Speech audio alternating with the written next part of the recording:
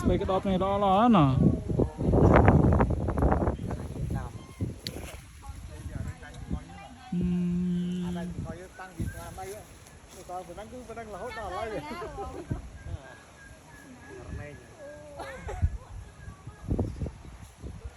អូនៅខាងនោះគេពិសោធន៍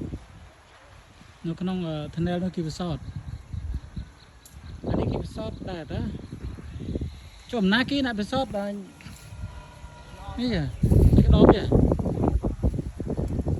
ចប់សាមណា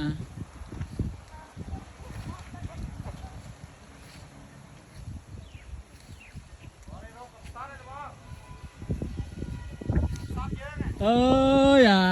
នឹកឃើញអារងនឹងអំសត់ដល់ក